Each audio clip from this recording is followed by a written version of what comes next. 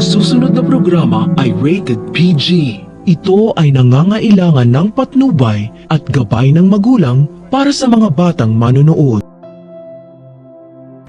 Sa wakas, lumabas na rin ang tunay na kulay ni Eric at Justin dahil umuwi pala sila ng Pilipinas, hindi dahil kay Lolo Pepe kundi pabagsakin ang Apex Hospital ng mga tanyag. Tagumpay ang plano ni Eric dahil nakapasok siya sa Apex pati na ang anak niyang si Justin na walang kahirap-hirap dahil ginamit niya si Justin para mahawakan sa liig si Giselle. Pati si Doc RJ laking gulat nang binigay ni Giselle kay Eric ang isa sa pinakamataas na posisyon sa Apex dahil si Eric na ang bagong Vice President of Finance ng ospital nila. Naging interesado si Eric sa posisyon sapagkat nalaman nila ni Justin na ang Apex Hospital na lang ang tanging kumikita sa lahat ng mga negosyo ng pamilya Tanyag. Kaya sa oras na magtagumpay si Eric at Justin sa masama nilang plano, siguradong pupulutin sa kangkungan ang pamilya Tanyag dahil sa maling desisyon ni Giselle.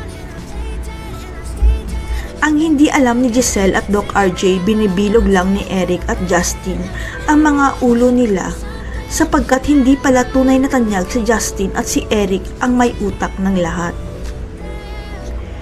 Tanging si Lolo Pepe at Kinito na lang ang nakakaalam na peke ang DNA test result ni Justin at Giselle dahil pineke pala ni Eric ang DNA test para mag-match si Justin kay Giselle.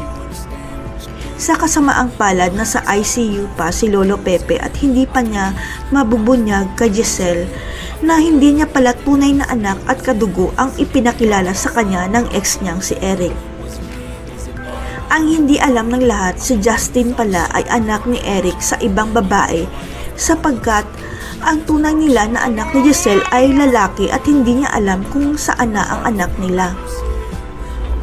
Hindi matanggap ni Eric na iniwan siya noon ni Giselle at inabandona pa ang anak nila sa Amerika at huli na niya nang malaman na si Lolo Pepe pala ang tunay na dahilan ng pag-iwan sa kanya.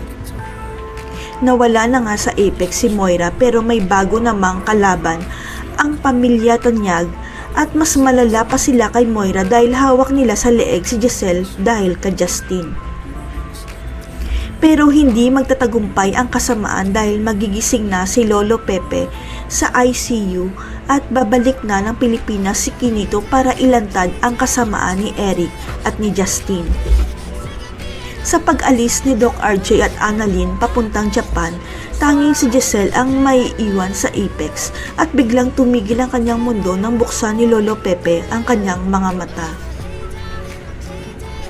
Hindi na nagpaligoy-ligoy pa si Lolo Pepe at sinabi kay Giselle na hindi mo tunay na anak ang kasamang babae ni Eric dahil lalaki talaga ang tunay mong anak.